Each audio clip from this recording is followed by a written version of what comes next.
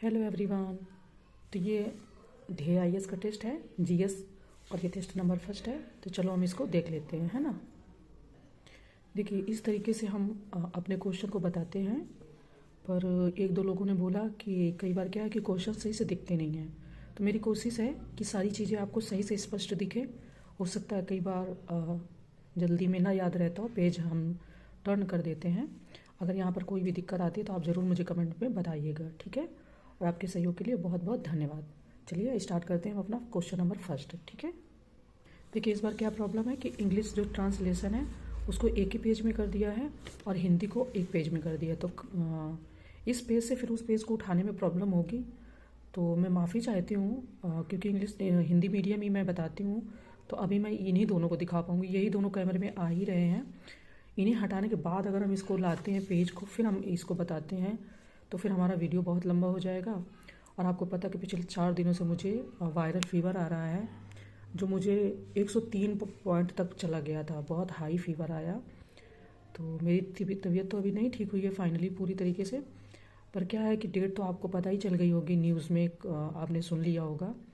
Date हमारी फरवरी की आ ही गई है। वैसे भी पहले भी था, बट अभी आयोग के द्वारा आ गई। तो अब आप अपनी तैयारी को बिल्कुल भी ना रोके किसी भी कीमत पर, है ना। तो चलिए स्टार्ट करते हैं, ठीक है। देखिए, क्वेश्चन फर्स्ट क्या कह रहा है कि निम्नलिखित कथनों में या पर विचार करें। ऑप्शन है, पिट्स इंडिया एक्ट 1784 यानी 1784 द्वारा कंपनी के कार्यों पर ब्रिटिश सरकार का पूर्ण नियंत्रण स्थापित हो गया, ठीक है। ऑप्शन सेकेंड, इस एक्ट के तहत मद्रास एवं बम्बई के गवर्नर को बंगाल के गवर्नर जनरल के अधीन कर दिया गया। तो ये कह रहे हैं कथन उपरोक्त कथनों में से ऑप्शन ए केवल फर्स्ट सत्य है, ऑप्शन बी केवल सेकंड सत्य है, ऑप्शन सी फर्स्ट तथा सेकंड दोनों सत्य है, या डी ना तो फर्स्ट और ना ही सेकंड सत्य है। तो हमें अपना आंसर बताना है। देखिए, 1784 ब्रिटिश इंडिया एक्ट के तहत कंपनी के कार्य एवं प्रशासन पर ब्रिटिश सरकार का पूर्ण नियंत्रण स्थापित हुआ था, ठीक है। इस एक्ट में पहली बार कंपनी शासित क्षेत्र को ब्रिटिश अधिपत्य का क्षेत्र कहा गया। तो कथन पहला तो सही है, दूसरा असत्य है। क्यों सत्य है? तो इसके लिए फिर आप ना पीडीएफ को देखिएगा, पूरी चीज़ को मैं बताऊंगी तो टाइम लग जाएगा, आपको पहले ही पता है। तो चलिए नेक्स्ट क्वेश्चन देखते हैं। नेक्स्ट है कि निम्नलिखित में से कौन एक भारत में ईस्ट इंडिया कंपनी द्वारा नियुक्त अंतिम गवर्नर जनरल तथा भारत का प्रथम वायसराय था, ठीक है। ऑप्शन है, Lord William Bentinck, B Lord Mayo, C Lord Canning, या डी लॉर्ड हेस्टिंग, ठीक है।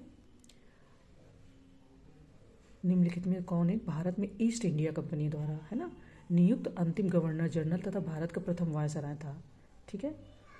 तो 1858 के बाद भारत शासन अधिनियम द्वारा कंपनी का शासन, जब आपको पता कि 1857 का रिवोल्ट हुआ था, तो फिर क्या किया गया कि क्राउन के हाथों में शासन चला गया था, है ना।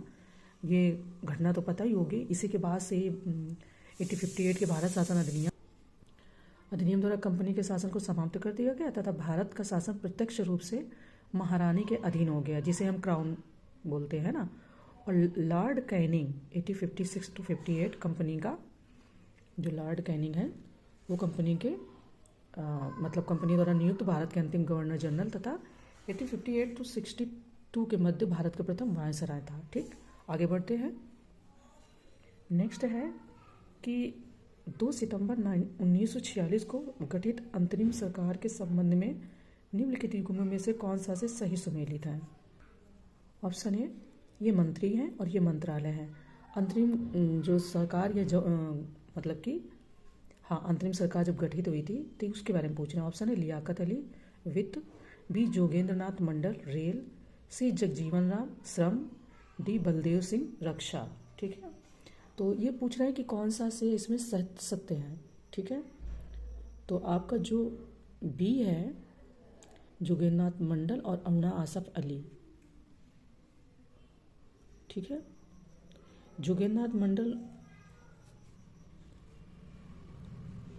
इनका जो रेल है ये नहीं होगा, ठीक है, विधि होगा। अरुणा आसफ अली जी का रेल होगा। जो यहाँ पे रेल मंत्रालय इनका दिया, ये गलत है यहाँ पर, ठीक है। आगे बढ़ते हैं। देखिए, नेक्स्ट क्या कह रहा है कि निम्नलिखित संवैधानिक संशोधनों में से कौन सा से 8वीं अनुसूची से संबंधित है। ऑप्शन है, 21वां संविधान संशोधन अधिनियम 1976, सेकेंड 71वां संविधान संशोधन अधिनियम 1992, 3 92वां संविधान संशोधन अधिनियम 2003। ठीक है, ये कह रहे हैं नीचे दिए गए कोड की सहायता से सही उत्तर का चयन करें। ऑप्शन ए सेकेंड और थर्ड, बी फर्स्ट और थर्ड, सी केवल थर्ड, या डी उपरोक्त सभी। ठीक है, देखो आंसर तो यहाँ फिलहाल उपरोक्त सभी सही है, बट ये जो इस जगह पे ये डेट है, सन का तारीख है, जो ये सन है 1967 मैंने पढ़ा है, बट अभी मेरे पास यहाँ पर लक्ष्मीकांत नहीं है, मैं उस पर क्रॉस चेक करके आपको बता दूंगी। हालांकि आप लोग अपने लक्ष्मीकांत में इसको इस डेट को देख लीजिएगा, जो 1976 है, 1967 होना चाहिए आई थिंक, जहाँ तक मैं अगर गलत नहीं हूँ, क्योंकि फैक्ट है, फैक्ट माइंड से कई बार निकल जाते हैं। ठीक है, तो आप इसको अपने लक्ष्मीकांत से चेक कर लीजिएगा, फिर इसको सही मानिएगा। वैसे जितने भी संविधान संशोधन दिए गए हैं वो उपरोक्त में से सभी सही हैं। आगे बढ़ते हैं। देखिए नेक्स्ट क्या कह रहा है कि भारतीय संविधान में वर्णित निम्नलिखित में कौन सी एक प्रक्रिया को आयरलैंड के संविधान से ग्रहित नहीं किया गया। ऑप्शन ए राज्यसभा सदस्यों का निर्वाचन, बी राज्यसभा में सदस्यों का मनोनयन, सी राष्ट्रपति की निर्वाचन पद्धति, या डी राज्य के नीति निर्देशक तत्व। ठीक है, तो किसको क्या क्या पता है, यहाँ पर इन्होंने बोला कि नहीं लिया गया या नहीं ग्रहित किया गया। ठीक है, वो तो याद रखना है, और कहाँ से, आयरलैंड से, बट कौन कहाँ से किया गया अगर आपको याद हो तो आप बताइएगा, मैं आपको फिलहाल बताती हूँ। यहाँ पर देखिए ये चीज़ों को ना याद कर लीजिएगा। अभी मैं आपको कुछ चीज़ें दिखा दूंगी, बताऊंगी, मैं उन्हें कैसे याद करती हूँ, याद करने के लिए मैंने कैसे उनको मतलब नोट डाउन कर रखा है। देखो राज्यसभा सदस्यों को निर्वाचन, सबसे पहली बात तो भारतीय संविधान पर सबसे अधिक जो प्रभाव है या जो चीज़ें हैं वो भारत शासन अधिनियम 1935 के हैं। ठीक है, आप कह सकते हो 60%। इसके अलावा और भी चीज़ें कई देशों से ली गई हैं, संविधान निर्माण में मतलब ली गई है, और संविधान संशोधन की प्रक्रिया तथा राज्यसभा सदस्यों को निर्वाचन। तो ये जो राज्यसभा सदस्यों का निर्वाचन है ना, ये आपका दक्षिण अफ्रीका, यहाँ पे साउथ अफ्रीका कर लो। ठीक है, शॉर्ट में याद रखना अपना। ठीक है, लिया गया है। और चीज़ें जो हैं उन्होंने पूछा है कि नहीं लिया गया है, तो वो आपका ए ऑप्शन होना चाहिए। ठीक है, लेकिन और चीज़ें क्या क्या आयरलैंड से ली गई हैं, तो ये तीनों चीज़ें ही आयरलैंड से ली गई हैं। ठीक, ये तीनों चीज़ें आयरलैंड से ली गई है। मैं एक चीज़ आपको और दिखाती हूँ, देखो मेरी पॉलिटी की ये कॉपी है, इस तरीके से मैंने बना रखा है, और भी चीज़ें आगे बना रखी है, डायरेक्ट यहाँ से पॉलिटी नहीं स्टार्ट है, बट मैंने ऐसे बना रखा, क्या है ना कि हम भूल जाते हैं। भाग 1 भारत संघ एवं उसके राज्य क्षेत्र, भाग 2 नागरिकता, भाग 3 मूल अधिकार, भाग 4 राज्य के नीति निर्देशक तत्व, भाग 4 का मूल कर्तव्य, भाग 5 संघ सरकार, भाग 6 राज्य सरकार, भाग 7 को 7वें संविधान संशोधन के माध्यम से 1956 में समाप्त कर दिया गया। ये भी मैंने लिख लिया ताकि याद रहे। ठीक है, भाग 8 संघ शासित प्रदेश यूनियन टेरिटरी, भाग 9 पंचायत, भाग 9 का नगर पालिका, भाग 9 का सहकारी संस्था, भाग 10 अनुसूचित जाति एवं जनजाति क्षेत्र। ठीक है, भाग 11 केंद्र एवं राज्य के मध्य संबंध विधायी एवं प्रशासनिक। ठीक, इस तरीके से बना लोगे, और इसको अगर कुछ नहीं मुश्किल से अगर आप 15 मिनट डेली सुबह रिवाइज करोगे ना, बहुत आराम से चीज़ें याद हो जाएंगी। और पूछता है इस तरीके से कि भाग दे देता है और पार्ट्स दे देते हैं और मिलान करने के लिए। ठीक है, चलो हम अपना क्वेश्चन आंसर देखते हैं। जो हम देख रहे थे ये मैंने ऐसे बताने के लिए आपको दिखा दिया। ठीक है ना, तो इसका देखो आंसर हमारा तो निकल गया, और ये चीज़ें भी पता चलेगी कि ये वाले ऑप्शन में क्या है। चलो आगे देखते हैं। क्वेश्चन है कि हड़प्पा काल की निम्नलिखित बस्तियों में से कौन सी एक सतलज नदी के किनारे अवस्थित थी। ऑप्शन है हड़प्पा, बी कालीबंगा, सी रोपड़, या डी लोथल। ठीक है, तो देखो हड़प्पा कालीन जो बस्तियां थी वो रोपड़ सतलज नदी के किनारे अवस्थित थी, जिसमें हड़प्पा, रावी, कालीबंगा, घग्गर, देखो हड़प्पा, रावी, कालीबंगा, घग्गर, लोथल, बहुगुआ। ठीक है, तो सी आपकी हो गई रोपड़ यहाँ पर। नेक्स्ट क्वेश्चन देखते हैं। सिंधु घाटी सभ्यता का विस्तार निम्नलिखित में से किस नदी के तट पर नहीं था। Option A Chenab, B Jhelum, C Ganga, D Sindhu. तो ये तो ऑब्वियसली बहुत ही सिंपल है, चेनाब के भी है, झेलम में भी आपका विस्तार कहीं ना कहीं मिलेगा। अगर किसी तट पर नहीं है तो वो है गंगा नदी। ठीक है, गंगा नदी के तट पर नहीं है। आगे बढ़ते हैं। कह रहे हैं नेक्स्ट क्वेश्चन कि अनुच्छेद 324 के अनुसार निम्नलिखित में से कौन सा एक निर्वाचन भारत के निर्वाचन आयोग द्वारा संपन्न नहीं कराया जाता। ऑप्शन ए पंचायत एवं नगर निगम निर्वाचन, बी संसद के सदस्यों का निर्वाचन, सी राज्य विधानमंडल के सदस्यों का निर्वाचन, या डी राष्ट्रपति उपराष्ट्रपति का निर्वाचन। देखिए आंसर तो इसका पता ही हो गया होगा, जिसे नहीं भी पता है, जो नए हैं अभी तैयारी शुरू की है, तो आपको बता दें कि संसद, राज्य विधानमंडल, राष्ट्रपति व उपराष्ट्रपति के पदों के निर्वाचन की जो जिम्मेदारी होती है वो भारत के निर्वाचन आयोग की होती है। ठीक है, कितने लोगों की? संसद, राज्य विधानमंडल मतलब स्टेट में जो सरकारें बनती है, स्टेट लेजिस्लेचर में, राष्ट्रपति व उपराष्ट्रपति। ठीक है, इसके बाद में राज्यों में होने वाले जो पंचायत होते हैं, है ना, स्टेट लेजिस्लेचर नहीं, पंचायत, नगर निगम, उनके जो चुनाव करवाता है वो स्टेट मतलब निर्वाचन स्टेट इलेक्शन कमीशन करवाता है। तो पंचायत एवं नगर पंचायत जो हो जाएंगे या नगर निगम, उसका जो हो जाएगा वो इनके द्वारा संपन्न नहीं कराया जाएगा चुनाव। ठीक है, आगे बढ़ते हैं। नेक्स्ट क्वेश्चन है कि सूची फर्स्ट को सूची सेकंड से सुमेलित करना है तथा नीचे दिए गए कोड की सहायता से सही उत्तर का चयन करना है या चुनाव करना है। यह आपके अनुच्छेद है और ये उनका विवरण है। ऑप्शन ए 371 झा गोवा राज्य के संबंध में विशेष उपबंध, बी 371 झा अरुणाचल प्रदेश के संबंध में विशेष उपबंध, सी 371 झा मिजोरम राज्य के संबंध में विशेष उपबंध, एंड डी 371 घा आंध्र प्रदेश के संबंध में विशेष उपबंध। तो ये कोड दिया गया है और ये इनका विवरण, हमें आंसर बताना है सही से। तो फिलहाल आपका जो सारे आंसर हैं वो सही सुमेलित है, यानी कि ऑप्शन ए सही हो जाएगा, A1, B2, C3, D4। ठीक है, आगे बढ़ते हैं नेक्स्ट क्वेश्चन की ओर। देखिए नेक्स्ट क्वेश्चन क्या कह रहा है कि निम्नलिखित कथनों पर विचार करें। ऑप्शन ए उपराष्ट्रपति राज्यसभा का पदेन सभापति होता है। सेकंड, उपराष्ट्रपति राज्यसभा का सदस्य नहीं होता है। थर्ड, कार्यवाहक राष्ट्रपति के रूप में उपराष्ट्रपति अधिकतम 6 महीने की अवधि तक कार्य कर सकता है। उपरोक्त कथनों में से कौन सा से सत्य है? ठीक है, तो देखिए उपराष्ट्रपति राज्यसभा का पदेन सभापति होता है, ये भी सही है। उपराष्ट्रपति राज्यसभा का सदस्य नहीं होता है क्योंकि वो पदेन सभापति होता है, तो इसलिए वो पदेन सभापति के रूप में ही कार्य करते हैं ज़्यादातर, और उपराष्ट्रपति का भी दायित्व निभाते हैं, है ना। ये थर्ड कह रहे हैं कि कार्यवाहक राष्ट्रपति के रूप में उपराष्ट्रपति अधिकतम 6 महीने के बाद तक कार्य कर सकता है, तो ये भी सही है। तो जो यहाँ पर आपके आंसर बनता है वो बनता है डी। ठीक है, उपरोक्त सभी। और ये कहाँ पर दिया गया है? तो संविधान के आर्टिकल 63 के अनुसार भारत का एक उपराष्ट्रपति होगा, और भारत में उपराष्ट्रपति के पद संबंधी प्रावधान अमेरिका के संविधान से लिए गए हैं। ठीक है, ये पता ही होगा, बट आर्टिकल 63 के तहत उपराष्ट्रपति के बारे में दिया गया है। आगे चलते हैं।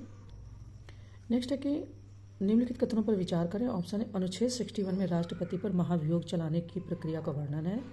सेकंड, अनुच्छेद 61 61 इसको कुछ कहेंगे, देखो अभी याद नहीं आ रहा है। देखिए इसको आर्टिकल 61 कह सकते हैं या कुछ और भी, देखो अभी मुझे याद नहीं आ रहा, याद आएगा तो मैं बोल दूंगी, है ना। आपको याद होगा तो आप जरूर बताइएगा। तो इसके तहत राष्ट्रपति पर साबित कदाचार या सिद्ध असमर्थता के आधार पर ही महाभियोग चलाया जा सकता है। तो सत्य कथन या कथनों का चयन करना है। ऑप्शन ए केवल सेकंड, बी केवल फर्स्ट, सी ना तो फर्स्ट और ना ही सेकंड, डी फर्स्ट और सेकंड दोनों। ठीक है, तो काफ़ी इम्पोर्टेंट है क्योंकि ये जो लाइन यहाँ पर दी है ना, इनको हमें बहुत ध्यान रखना है। ऐसे लग रहा कि ठीक है, सही बोल रहे, या मतलब नहीं याद रहता कई बार। जो इन्होंने कहा है ना कि साबित कदाचार या सिद्ध असमर्थता के आधार पर, ये यहाँ पर लाइन गलत हो जाएगी। ये यहाँ नहीं होगा, संविधान के अतिक्रमण के आधार पर महाभियोग चलाया जाता है। ठीक है, तो बी केवल आपका फर्स्ट ही सही है, सेकंड आपका गलत है। आगे चलते हैं। नेक्स्ट क्वेश्चन है कि निम्नलिखित कथनों में से कौन सा से कथन मौलिक कर्तव्य के संबंध में सत्य नहीं है। अब यहाँ पर सत्य नहीं है, ये भी ध्यान रखना है। ऑप्शन ए यह मूल संविधान का हिस्सा है, बी ये संविधान के भाग 4 का में वर्णित है, सी या थर्ड ये सोवियत संघ के संविधान से प्रेरित है, एंड डी या फोर्थ 86वें संविधान संशोधन 2002 द्वारा 11वें मौलिक कर्तव्य को जोड़ा गया। तो यहाँ पर कौन सा कथन सत्य नहीं है वो बताना है। ठीक है, देखिए आंसर आपको ऐसे ही पता चल जाएगा। इन्होंने पहली लाइन में बोला कि ये मूल संविधान का हिस्सा है, मौलिक कर्तव्य मूल संविधान का हिस्सा है। अब यहाँ पर इन्होंने क्या नाम से कि हाँ ये 11वां वाला जोड़ा गया, ठीक है। तो सबको पता है कि जो मौलिक कर्तव्य हैं वो हमारे मूल संविधान में नहीं थे, ये मूल संविधान का भाग नहीं थे, है ना। इन्हें 42वें संविधान संशोधन 1976 के द्वारा संविधान में शामिल किया गया है, ठीक है। तो ए ऑप्शन यहाँ पर जो सत्य नहीं है वो आपका ए है, सत्य नहीं है। आगे बढ़ते हैं। नेक्स्ट क्वेश्चन है कि सर्वोच्च न्यायालय या उच्च न्यायालय द्वारा जारी किस रिट का उद्देश्य अधीनस्थ न्यायालयों में लंबित मुकदमों को तेजी से निपटाने हेतु उन्हें वरिष्ठ न्यायालयों में भेजने से है। ऑप्शन ए अधिकार परीक्षा, बी उत्प्रेषण, सी परमादेश या डी प्रतिषेध, ठीक है। तो सर्वोच्च न्यायालय या उच्च न्यायालय द्वारा जारी उत्प्रेषण रिट का उद्देश्य अधीनस्थ न्यायालयों में लंबित मुकदमों को तेजी से निपटाने हेतु उन्हें वरिष्ठ न्यायालयों में भेजने से है, ठीक है। उत्प्रेषण यानी कि बी ऑप्शन आपका यहाँ पर सही हो जाता है। हम आगे बढ़ते हैं। नेक्स्ट है कि आर्टिकल 312 के अनुसार राज्यसभा द्वारा अखिल भारतीय सेवाओं का सृजन किया जाता है। ऑप्शन ए 1/3 बहुमत द्वारा, बी 2/3 बहुमत द्वारा, सी सामान्य बहुमत द्वारा या डी इनमें से कोई नहीं, ठीक है। तो सामान्य बहुमत द्वारा तो वैसे भी नहीं होना है, 2/3 बहुमत द्वारा होता है। जब आर्टिकल 312 के द्वारा राज्यसभा, आपको पता ना राज्यसभा को ये काफ़ी इम्पोर्टेंट पावर दी गई है कि अगर राज्यसभा चाहे तो 2/3 बहुमत द्वारा नई अखिल भारतीय सेवा, यही जैसे कि हम IAS के बाद IAS सुनते हैं, IPS सुनते हैं, है ना, इनका सृजन कर सकती है, बना सकती है नई सेवाओं को, ठीक है। नेक्स्ट है कि निम्नलिखित में से कौन सा एक नीति निर्देशक तत्वों के अंतर्गत सम्मिलित नहीं है। ऑप्शन है कुछ दशाओं में काम, शिक्षा एवं लोक सहायता का अधिकार, बी 6 से 14 वर्ष के आयु वर्ग के बालकों हेतु शिक्षा का उपबंध, सी लोक स्वास्थ्य में सुधार का राज्य का कर्तव्य या डी पर्यावरण का संरक्षण एवं संवर्धन तथा वन्य जीवों की रक्षा, ठीक है। तो इसमें सम्मिलित नहीं है ये हमें बताना है पहली बात तो, ठीक। देखिए नीति निर्देशक तत्वों का उल्लेख भाग 4 में है ना, संविधान के भाग 4 में 36 से 51 के अंतर्गत है, ठीक है। और आर्टिकल 45 के तहत 6 वर्ष से कम आयु के बच्चों के लिए प्रारंभिक बाल्यावस्था देखरेख एवं शिक्षा को उपबंध किया गया है। ये जो 6 से 14 दिया ये आपके यहाँ पर सम्मिलित नहीं है, ठीक है। आगे बढ़ते हैं। नेक्स्ट क्वेश्चन हमारा कथन कारण का है। कथन है कि महान्यायवादी सरकार का पूर्णकालिक विधि परामर्शी होता है, ठीक। कारण कह रहा है कि इसका पारिश्रमिक राष्ट्रपति द्वारा निर्धारित होता है। तो नीचे दिए गए कूट की सहायता से सही उत्तर का चयन करना है। ऑप्शन ए तथा आर दोनों सही हैं तथा आर एक की सही व्याख्या करता है, बी ए तथा आर दोनों सही हैं तथा आर एक की सही व्याख्या नहीं करता, सी ए सही है परंतु आर गलत है, डी ए गलत है परंतु आर सही है, ठीक है। देखो आर्टिकल 76 फर्स्ट के अनुसार उच्चतम न्यायालय के न्यायाधीशों की योग्यता रखने वाले व्यक्ति को ही राष्ट्रपति महान्यायवादी के पद पर नियुक्त करते हैं। हालांकि यह राष्ट्रपति के प्रसाद पर्यंत पद धारण करता तथा ऐसी पारिश्रमिक प्राप्त करता जो राष्ट्रपति निर्धारित करते हैं। ना तो वह सरकार का पूर्णकालिक विधि परामर्शी होता और ना ही सरकारी सेवक होता है, ठीक है। तो डी ऑप्शन जो है ए गलत है किंतु आर सही है, ये यहाँ पर आंसर हो जाएगा। नेक्स्ट क्वेश्चन है 11वीं अनुसूची में वर्णित कुल कितने विषयों पर पंचायतों को कानून बनाने की शक्ति प्रदान की गई है। ये भी आपको याद कर लेना चाहिए, ठीक है। सबको पता ही होगा 29 सब्जेक्ट हैं जिनमें शक्ति पंचायतों को दी गई है कि वो इन सब कानूनों, इन मतलब कि विषयों पर कानून बना सकती है ना। चलो आगे बढ़ते हैं। नेक्स्ट क्वेश्चन है कि किसी एक ही व्यक्ति को 2 या 2 से अधिक राज्यों का राज्यपाल नियुक्त किया जा सकता है, यह वर्णित है। ऑप्शन है अनुच्छेद 153 में, बी अनुच्छेद 158 में, सी अनुच्छेद 155 में या डी इनमें से कोई नहीं, ठीक है। तो किसी एक ही व्यक्ति को 2 या 2 से अधिक राज्यों का राज्यपाल नियुक्त किया जा सकता है, ये तो पता ही है, बट ये संविधान के आर्टिकल 153 में वर्णित है, ठीक है, ये दिया गया ऐसा। तो इस तरीके से देखिए आर्टिकल फैक्ट के रूप में खूब पूछ लेते हैं, तो ध्यान रखना है ना। आगे चलते हैं।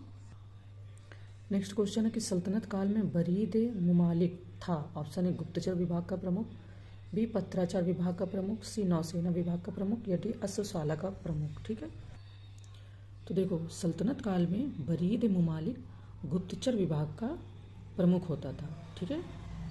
और इसके अंतर्गत और बाकी सभी बरीद थे। दीवान हिंसा राजकीय, ठीक है, राजकीय पत्रशाला का विभाग था।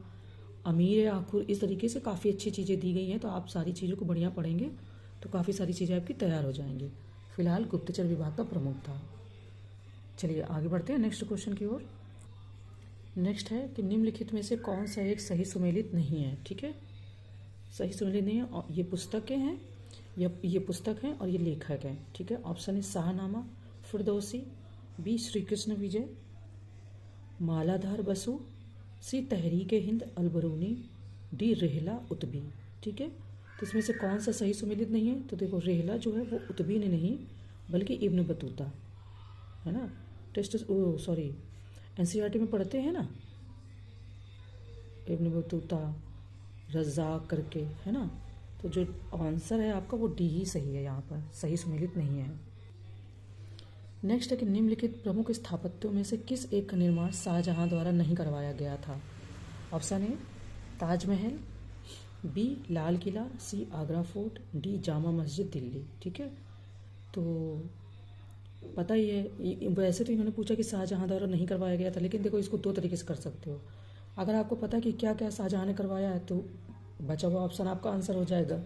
अगर आपको ये पता कि ये शाहजहां ने नहीं करवाया है तो भी आपको पता हो जाएगा, है ना। आगरा फोर्ट तो अकबर ने, ठीक है, इसको अकबर ने बनवाया, ये निर्माण करवाया। ये पता ही है कि शाहजहां ने ही इसको बनवाया है।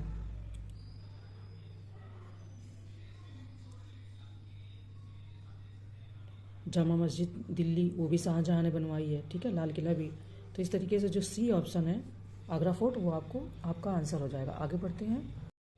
तो नेक्स्ट क्या कह रहा है कि निम्न पर विचार करें। Option A social service league, B Swaraj party, C या third the servants of India society, four Naujawan Sabha. उपरोक्त संस्थाओं की स्थापना का सही कालक्रम है। ठीक है, तो कौन सी संस्था का कब निर्माण हुआ था या कब मतलब बनी थी, उसके हिसाब से हमें इनको बताना है।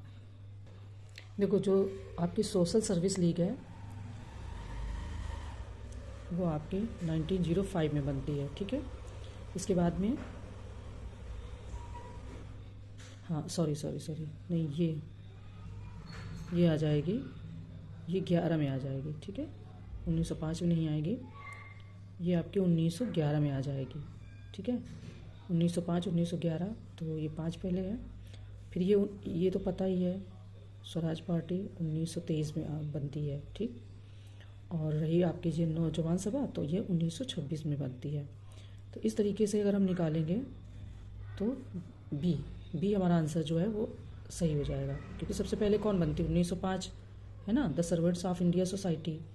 इसके बाद में 1911, फिर 1923, 26, तो बी आंसर आपका यहाँ पर सही हो जाता है। ठीक है, आई होप आंसर आपको पता चल गया। नेक्स्ट क्वेश्चन है कि जलियांवाला बाग हत्याकांड की जांच हेतु कांग्रेस द्वारा किसकी अध्यक्षता में तहकीकात कमेटी का गठन किया गया था। अब ऐसे फैक्ट पूछ लेते हैं कि मे बी, है ना, तो इस तरीके से शायद बन सकता है, इसलिए मतलब कि जो भी कोचिंग ने बनाया है तो ऐसे फैक्ट आते होंगे या आ भी जाते कई बार। हालांकि देखते हैं कैसा रहता है इस बार का पेपर। तो ऑप्शन ए है महात्मा गांधी, बी हकीम अजमल, सी मदन मोहन मालवीय, डी मोतीलाल नेहरू। जलियांवाला बाग तो किसी को भी नहीं भूलता है। तो ये पूछ रहे हैं कि मतलब उसकी जो तहकीकात या किसकी अध्यक्षता में की गई थी ना, तहकीकात कमेटी का जो गठन किया गया था किसकी अध्यक्षता में किया गया था। ठीक है, तो ये आपके मदन मोहन मालवीय जी, ठीक है, मदन मोहन मालवीय जी की अध्यक्षता में तहकीकात कमेटी का गठन किया गया था। अंग्रेज सरकार द्वारा इस हत्याकांड की जांच हेतु लॉर्ड हंटर की अध्यक्षता में एक समिति का गठन किया गया था। ठीक है, तो सी ऑप्शन जो है मदन मोहन मालवीय वो हमारा आंसर हो जाएगा। आगे बढ़ते हैं। आप बिल्कुल भी इरिटेट नहीं हो, मेरी बहुत कोशिश रहती है, मेरा बहुत टाइम कम लगता है। इवन मैं जब वीडियो को एडिट करती हूँ तो मैं उसकी स्पीड बढ़ाकर ही एडिट करती हूँ। ठीक है, नॉर्मल स्पीड पे मैं वीडियो अपलोड ही नहीं करती हूँ। तो जैसे मैं देखती हूँ और किसी का वीडियोस बहुत सारे लोगों का देखती हूँ, जितने क्वेश्चन को मैं 2 घंटे में सॉल्व कराती हूँ उतने का ही 2.5 घंटे का वीडियो रहता है। तो मेरे में टाइम वैसे ही बहुत कम लगता है, पर फिर भी मेरी कोशिश रहेगी कि टाइम कम लगे। नेक्स्ट है कथन कारण का कि चार्ल्स मेटकॉफ को समाचार पत्रों का मुक्तिदाता कहा जाता है। कारण, मेटकॉफ ने liberation of the Indian press act लागू करवाया था। तो नीचे कथन से उत्तर का चयन करना है। ऑप्शन ए तथा आर दोनों सही हैं तथा आर ए की सही व्याख्या करता है। बी, ए तथा आर दोनों सही हैं तथा आर ए की सही व्याख्या नहीं करता है। सी, ए सही है परंतु आर गलत है। डी, ए गलत है परंतु आर सही है। ठीक है, इसका तो ऐसे ही आंसर निकालना होता है, मतलब ऐसे ही ऑप्शन बनते हैं। तो चार्ल्स मिटकॉफ को समाचार पत्रों का मुक्तिदाता कहा जाता है क्योंकि मिटकॉफ ने liberation of the Indian press act लागू करवाया था। तो ए हो जाएगा आंसर आपका यहाँ पर। आगे बढ़ते हैं। नेक्स्ट, ये पत्र पत्रिकाएं हैं क्वेश्चन में और ये इसके लेखक या संपादक हैं। ये सूची फर्स्ट है, ये सेकेंड है, मिलान करना है। Glimpses of world history, Jawaharlal Nehru. B, hints for self culture, Lala Hardayal. C, a nation in making, Mohammad Ali. और डी, हमदर्द, सुरेंद्रनाथ बनर्जी। ठीक है, तो ये हमें बताना है कौन सा यहाँ पर सही होगा। आप पहले इसको एक बार पढ़ लीजिए अच्छे से, फिर आंसर अपना दीजिएगा। देखिए, glimpses of world history, Jawaharlal Nehru, right है, करेक्ट। ठीक, hints of self culture, hints of self culture, Lala Hardayal, ये भी करेक्ट है आपका। इसके बाद में a nation in making, a nation in making, तो ये भी आपका। और हमदर्द, ये आपका हो जाएगा मोहम्मद अली। ठीक है, यहाँ पर चेंज आ जाएगा और यहाँ पर केवल। तो आई होप कि आंसर निकल गया होगा। B option, first, second, fourth, three. ठीक है, आगे चलते हैं। नेक्स्ट है कि पवनार आंदोलन को लोकप्रिय रूप से जाना जाता है। ऑप्शन है व्यक्तिगत सत्याग्रह आंदोलन के रूप में। बी, भारत छोड़ो आंदोलन के रूप में। सी, ऑपरेशन जीरो आवर के रूप में। यदि खेड़ा सत्याग्रह के रूप में। पवनार आंदोलन व्यक्तिगत सत्याग्रह के नाम से जाना जाता है। गांधी जी द्वारा 17 अक्टूबर 1940 को पवनार में व्यक्तिगत सत्याग्रह शुरू किया गया था। ठीक है, तो व्यक्तिगत सत्याग्रह के रूप में। आगे बढ़ते हैं। नेक्स्ट है कि निम्नलिखित कथनों पर विचार करें। ऑप्शन ए, तृतीय आंग्ल मराठा युद्ध के पश्चात पेशवा के वंशानुगत पद को समाप्त कर दिया गया था। सेकंड, पेशवा बाजीराव द्वितीय अंतिम पेशवा थे। सत्य कथन या कथनों का चयन करें।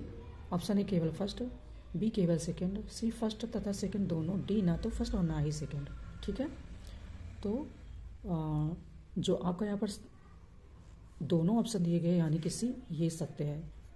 तृतीय आंग्ल मराठा युद्ध के पश्चात ही पेशवा के पद को वंशानुगत समाप्त कर दिया गया, तो ये भी सत्य है और सेकंड ऑप्शन भी सत्य है। ठीक है, नेक्स्ट है, विजयनगर साम्राज्य में आने वाले प्रमुख विदेशी यात्रियों तथा तत्कालीन शासकों के युग्मों में कौन सा से सही सुमेलित है। ये यात्री हैं और ये शासक है।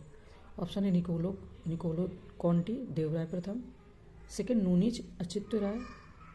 थर्ड, डोमिंगो पायस, कृष्णदेव राय। नीचे दिए गए कोड की सहायता से सही उत्तर का चयन करना है। ऑप्शन ए, फर्स्ट और सेकंड। बी, सेकंड और थर्ड। सी, फर्स्ट और थर्ड। या डी, उपरोक्त सभी। ठीक है, तो देखो, हाँ, निकोलो कॉन्टी करेक्ट है। अच्युत राय नूनीज, ये भी करेक्ट है। डोमिंगो पायस, कृष्णदेव राय करेक्ट है। तो यानी कि डी ऑप्शन आपका यहाँ पर सही हो जाता है। ठीक है, आगे बढ़ते हैं। देखिए, नेक्स्ट क्वेश्चन क्या है कि निम्नलिखित में से कौन सा एक युग्म सही सुमेलित है। ठीक है, एक युग्म सही सुमेलित है। ऑप्शन है लोयस पठार, चीन। बी, पोटावर पठार, पाकिस्तान। सी, शान पठार, म्यांमार। यदि उपरोक्त सभी सही सुमेलित हैं। ठीक है, तो यहाँ पर फिलहाल आपका डी ऑप्शन सही है। ठीक है, सभी सही सुमेलित हैं। देखिए, नेक्स्ट क्वेश्चन क्या है, जलियांवाला बाग हत्याकांड के विरोध में निम्नलिखित में से किसने वायसराय की कार्यकारिणी परिषद से इस्तीफा दे दिया। ऑप्शन है जमनालाल बजाज। बी, शंकर नायर। सी, आशीष मुखर्जी। डी, आशुतोष चट्टोपाध्याय। ये क्वेश्चन दो प्रकार से बनता है। एक तो देखो, इन्होंने पूछा है कि वायसराय की कार्यकारिणी परिषद से इस्तीफा दे दिया। ठीक है, तो यहाँ पर आपका आंसर दूसरा होगा। कई बार पूछते हैं कि इसके विरोध में किसने अपनी उपाधि का त्याग कर दिया या लौटा दिया, है ना। तो वहाँ पर महात्मा गांधी जी का भी ऑप्शन आता है, रविन्द्रनाथ टैगोर जी का भी आता है। और जब कार्यकारिणी परिषद की बात होगी तो यहाँ पर ऑप्शन आपका बी आ जाएगा। क्यों? 13 अप्रैल 1919 को अमृतसर में जलियांवाला बाग हत्याकांड की घटना हुई थी और शंकर नायर ने इस घटना के विरोध में वायसराय की कार्यकारिणी परिषद से इस्तीफा दिया था। ठीक है, अब देखो उसी में क्या है कि महात्मा गांधी ने इस घटना के विरोध में कैसरे हिंद तथा जमनालाल बजाज ने राय बहादुर की उपाधि लौटा दी। लेकिन यहाँ पर क्योंकि कार्यकारिणी परिषद के बारे में पूछा है तो आपका ऑप्शन बी होगा, शंकर नायर। लेकिन जब पूछेंगे कि अपनी उपाधियाँ, तो वहाँ पर जमनालाल बजाज हो जाएंगे, महात्मा गांधी जी हो जाएंगे, और कई जगह रविन्द्रनाथ टैगोर जी भी होते हैं। ठीक है, आगे चलते हैं। मेरी कोशिश रहती कि कुछ चीज़ें ऐसी इंपॉर्टेंट है तो बता दूं, मे भी अगर उसमें से कुछ आपके हिसाब से लगता है तो आप उसको मत फॉलो कीजिएगा। आगे बढ़ते हैं नेक्स्ट क्वेश्चन की ओर। अफ्रीका महाद्वीप के किस देश को तिल ताड़ पाम ऑयल का देश कहा जाता है? Option A Kenya, B Somalia, C Nigeria, D Uganda. Africa महाद्वीप, ठीक है, अफ्रीका महाद्वीप, तो अफ्रीका महाद्वीप का जो देश है नाइजीरिया को तिल ताड़, ठीक है, तिल ताड़ यानी कि पाम ऑयल का देश कहा जाता है। आगे बढ़ते हैं।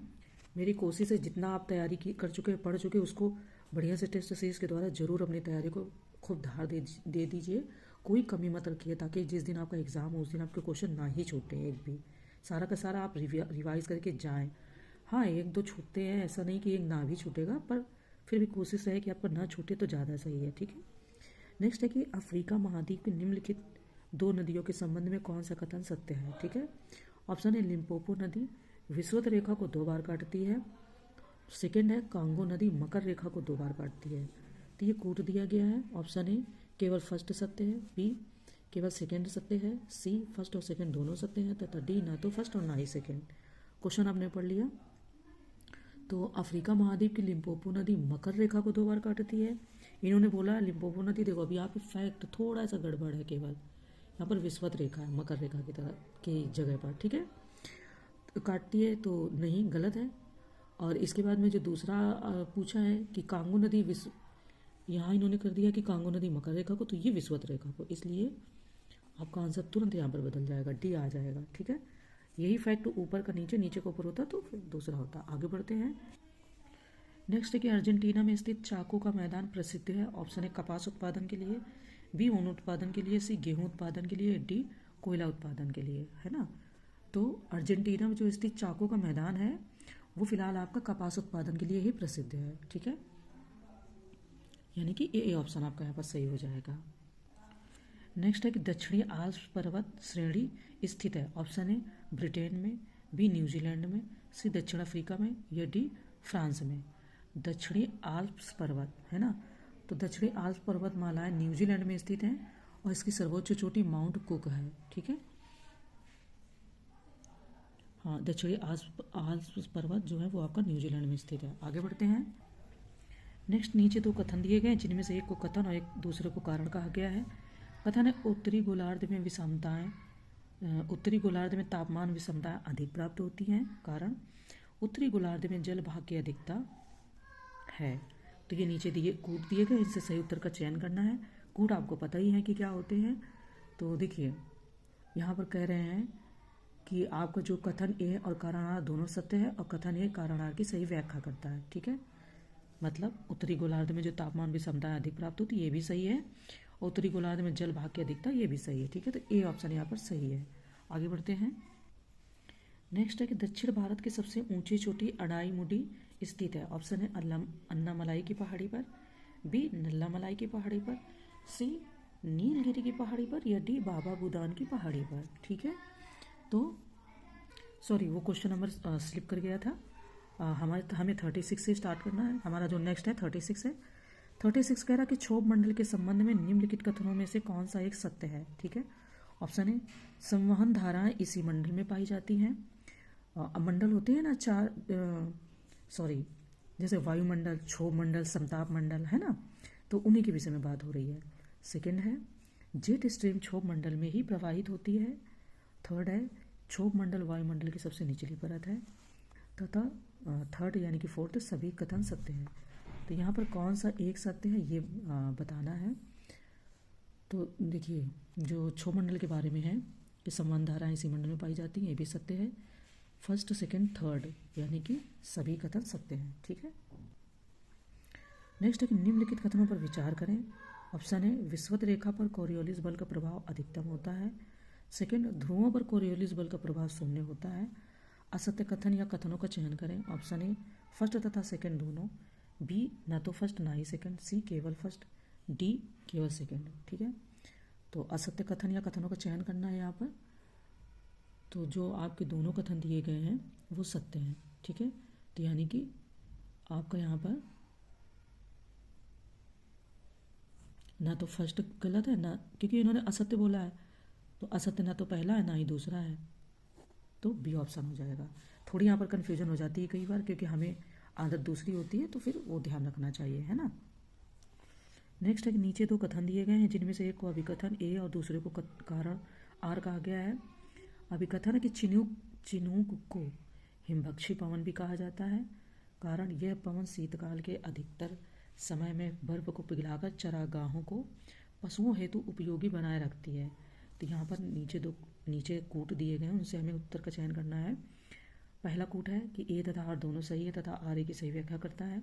सेकेंड है ए तथा आर दोनों सही है तथा आर ए की सही व्याख्या नहीं करता। सी ए सही है परंतु आर गलत है। डी ए गलत है परंतु आर सही है। ठीक है, क्वेश्चन हमने समझ लिया है, हमें आंसर बताना है अपना। तो आपका जो ऑप्शन है यहाँ पर फिलहाल कोड का, वो ए सही है, यानी कि ए तथा आर दोनों सही हैं तथा आर ए की सही व्याख्या करता है। ठीक है, आगे बढ़ते हैं। नेक्स्ट है कि हिमालय का निम्नलिखित में से कौन सा प्रादेशिक विभाग सिंधु एवं सतलज नदियों के मध्य स्थित है। ऑप्शन है असम हिमालय, बी नेपाल हिमालय, सी पंजाब हिमालय, डी कुमायूं हिमालय। ठीक है, तो आपको पता है कि हिमालयों के बीच में जगह का नाम जो रहता है वो डिसाइड है, बताया जाता है ना। कुमायूं हिमालय, पंजाब हिमालय, उसी में से मतलब महाभारत हिमालय भी कहते हैं, कौन सी रेंज कहते हैं, है ना। तो यहाँ पर पूछा है कि सिंधु एवं सतलज नदियों के मध्य, तो इसको अगर हम ऐसे भी गेस करेंगे तो सिंधु और सतलज आपकी वेस्ट साइड में ही इधर आ जाएंगे, तो वहाँ पर पंजाब हिमालय ही आना चाहिए। फिर लेकिन हम एक बार ओवर कॉन्फिडेंस ना होकर के एक बार आंसर अगर देखेंगे सही से, तो आंसर में भी फिलहाल हमारा सी ऑप्शन यानी कि हिमालय का जो पंजाब हिमालय क्षेत्र है वही आएगा, तो सी आंसर यहाँ पर सही हो जाता है। ठीक है, तो ये थोड़ा सा अगर कॉन्सेप्ट याद है, अगर थोड़ा सा हमने ध्यान दिया तो आ जाएगा। आगे बढ़ते हैं। ये क्वेश्चन अभी हमने बात की थी मिस्टेक से, है ना। दक्षिण भारत की सबसे ऊंची चोटी अनाईमुडी स्थित है। आपके ये ऑप्शन हमने बताए थे, ठीक है, कि किस पहाड़ी पर स्थित है। तो जो अनाईमुडी है वो दक्षिण भारत की सबसे ऊंची चोटी अनाईमुडी अन्नामलाई की पहाड़ी पर ही स्थित है। ठीक है, अन्नामलाई की पहाड़ी पर ही स्थित है। आगे बढ़ते हैं। यूरोप के कौन से दो देश मिलकर आइबेरिया कहलाते हैं। ऑप्शन है स्पेन एवं पुर्तगाल, बी फ्रांस एवं जर्मनी, सी जर्मनी एवं इटली, एंड डी इंग्लैंड एवं फ्रांस। ठीक है, तो यूरोप के जो दो देश हैं स्पेन एवं पुर्तगाल मिलकर आइबेरिया। ठीक है, स्पेन एवं पुर्तगाल, यानी कि ए ऑप्शन ही सही हो जाएगा। आगे बढ़ते हैं। अल्पसंख्यक वर्गों के हितों का संरक्षण तथा सुरक्षा संबंधी अधिकारों का उल्लेख है। ऑप्शन है अनुच्छेद 29 में, बी अनुच्छेद 30 में, सी अनुच्छेद 24 में, या डी अनुच्छेद 17 में। ये तो आपका अस्पष्टता से हो जाएगा, है ना। और हाँ 17 अस्पष्टता से हो जाता है आपका। इसके बाद में जो ये है, ये आपका शोषण के विरुद्ध 23-24 आता है ना, ये आपका खुद के शिक्षण संस्थानों से है, तो यहाँ पर ए ऑप्शन ही आपका आंसर हो जाएगा। एक बार देख लेते हैं कन्फर्म करने के लिए। हाँ, ए ऑप्शन ही आपका यहाँ पर सही हो जाता है। ठीक है, आगे बढ़ते हैं। नेक्स्ट क्वेश्चन है कि नीचे दो कथन दिए गए हैं, जिनमें से एक को अभिकथन ए और दूसरे को कारण आर कहा गया है। अभिकथन क्या है कि नियंत्रक एवं महालेखा परीक्षक को राष्ट्रपति द्वारा किसी भी समय पदच्युत किया जा सकता है। कारण नियंत्रक एवं महालेखा परीक्षक की नियुक्ति राष्ट्रपति द्वारा की जाती है। तो नीचे दिए गए कोड से सही उत्तर का चयन करना है। कोड ए तथा आर दोनों सही है तथा आर ए की सही व्याख्या करता है। बी ए तथा आर दोनों सही है तथा आर ए की सही व्याख्या नहीं करता। सी ए सही है परंतु आर गलत है। डी ए गलत है परंतु आर सही है। ठीक है, पहले हम नियंत्रक महालेखा परीक्षक के बारे में बात कर लेते हैं। तो देखिए आर्टिकल 148 इसके विषय में बात करता है कि भारत का एक नियंत्रक एवं महालेखा परीक्षक होगा, जिसकी नियुक्ति राष्ट्रपति द्वारा की जाती है। यद्यपि इनकी नियुक्ति राष्ट्रपति द्वारा की जाती है, परंतु उसे उसी से हटाया जाएगा सिद्ध कदाचार एवं असमर्थता के आधार पर संसद के दोनों सदनों के समावेदन पर हटाया जा सकता है, जिस प्रकार उच्चतम न्यायालय के न्यायाधीश को हटाया जाता है। ठीक, तो आपका जो यहाँ पर आंसर है वो डी हो जाएगा। ठीक है, आगे बढ़ते हैं। नेक्स्ट क्वेश्चन है कि निम्नलिखित कथनों पर विचार कीजिए। ऑप्शन है उच्चतम न्यायालय का न्यायाधीश बनने हेतु न्यूनतम आयु सीमा का निर्धारण नहीं किया गया है। सेकेंड, अवकाश प्राप्ति के पश्चात उच्चतम न्यायालय का न्यायाधीश भारत की किसी भी न्यायालय में वकालत नहीं कर सकता। सत्य कथन या कथनों का चयन करना है। ऑप्शन है केवल फर्स्ट, बी केवल सेकेंड, सी फर्स्ट और सेकेंड दोनों, डी ना तो फर्स्ट और ना ही सेकेंड। ठीक है, तो फिलहाल हमारा जो आंसर है वो सी यहाँ पर सही हो जाएगा। ठीक है। नेक्स्ट है कि राष्ट्रीय अंतर्राज्यीय परिषद के गठन का वर्णन किस अनुच्छेद के अंतर्गत किया है। ऑप्शन ए अनुच्छेद 262 में, बी अनुच्छेद 263 में, सी अनुच्छेद 264 में, या डी अनुच्छेद 265 में। ठीक है। तो देखिए राष्ट्रीय अंतर्राज्यीय परिषद के गठन का वर्णन आपका आर्टिकल 263 में किया गया है। ठीक है। इस परिषद का प्रमुख कार्य केंद्र एवं राज्यों के मध्य समन्वय स्थापित करना है, यानी कि मतलब उन दोनों में आदान प्रदान चीज़ों का करना है ना। और इसको पहली बार वर्ष 1990 में मतलब इसकी स्थापना की गई थी, राष्ट्रीय अंतर्राज्यीय परिषद की। आगे बढ़ते हैं। नेक्स्ट है कि अनुच्छेद 315 सब क्लॉज 2 के तहत 2 या अधिक राज्यों के लिए संयुक्त आयोग की व्यवस्था की गई है। संयुक्त लोक सेवा आयोग के अध्यक्ष एवं सदस्यों की नियुक्ति की जाती है। ऑप्शन है संसद द्वारा, बी राष्ट्रपति द्वारा, सी संघ लोक सेवा आयोग द्वारा, या डी संबंधित राज्यों की विधानसभाओं द्वारा। ठीक है। तो जो लोक सेवा आयोग के अध्यक्ष होते हैं, है ना, अध्यक्ष या उपाध्यक्ष जो भी, तो उनकी जो नियुक्ति करते हैं वो राष्ट्रपति करते हैं। ठीक है। सदस्यों की जो नियुक्ति की जाती है, हाँ नियुक्ति की जाती है वो राष्ट्रपति द्वारा की जाती है। ठीक है। आगे बढ़ते हैं नेक्स्ट क्वेश्चन की ओर। नेक्स्ट है कि निम्नलिखित युग्मों में से कौन सा एक सही सुमेलित नहीं है। ये प्रमुख संप्रदाय है, ये संस्थापक है। ऑप्शन है आजीवक, मखली गोसाल, बी बरकरी नामदेव, सी धरकरी रामदास, डी रामावत रामानुज। तो कौन सही सुमेलित नहीं है ये बताना है हमको यहाँ पर। तो जो रामावत है ये रामानंद। ठीक है। रामावत को रामावत के जो संस्थापक है वो रामानंद है। ठीक है। डी। नेक्स्ट क्वेश्चन देखते हैं। नेक्स्ट कह रहा है कि निम्नलिखित में से कौन सा एक फफूंद जनित रोग नहीं है। ऑप्शन है दमा, बी एथलीट फुट, सी खसरा, या डी गंजापन। ठीक है ना। तो यहाँ पर देखो जो आपका मतलब फफूंद जनित खसरा एक विषाणु जनित रोग है। इसके अलावा जो आपका सी है, हाँ ये फफूंद जनित रोग नहीं है। सी आपका जो खसरा है वो विषाणु जनित रोग है। आगे बढ़ते हैं। नेक्स्ट है कि औद्योगिक एवं वित्तीय पुनर्निर्माण बोर्ड BIFR का गठन वर्ष 1981 में किया गया था। इसका उद्देश्य था, ऑप्शन है जीर्ण उद्योगों का पुनरुत्थान करना, बी निजी उद्यमों को दीर्घकालिक वित्तीय सहायता प्रदान करना, सी सार्वजनिक उद्यमों को दीर्घकालिक वित्तीय सहायता प्रदान करना, या डी लघु उद्यमों को दीर्घकालिक वित्तीय सहायता प्रदान करना। ठीक। तो इसका मूल उद्देश्य क्या था। तो औद्योगिक जीर्ण उद्योगों का पुनरुत्थान करना, यानी ए ऑप्शन सही है आपका। ठीक। नेक्स्ट है कि निम्नलिखित कथनों पर विचार करें। ऑप्शन है भारत में सर्वाधिक जूतों की संख्या सीमांत प्रकार की है, बी हरित क्रांति का प्रारंभ तृतीय पंचवर्षीय योजना से माना जाता है, थर्ड भारतीय हीरा संस्थान सूरत में स्थापित है। इनमें से क्या सत्य है। ऑप्शन है ए और सेकंड सत्य है, बी फर्स्ट और थर्ड सत्य है, सी फर्स्ट और थर्ड सत्य है, या डी फर्स्ट सेकंड और थर्ड सत्य है। ठीक। हमें यहाँ पर आंसर बताना है कौन सा इनमें से सत्य है। तो फिलहाल आपका डी ऑप्शन यानी कि फर्स्ट सेकंड और थर्ड तीनों ही सत्य हैं। ठीक। तो अभी फ़िलहाल यहीं तक रखते हैं क्योंकि शोर थोड़ा हो रहा है और मुझे भी कुछ कुछ चीज़ें और तैयार करनी रहती हैं। मैं कुछ कुछ काम और भी करती रहती हूँ इसी में ऑनलाइन। तो फिर मिलते हैं आगे के क्वेश्चन के साथ। ठीक है। Thank you.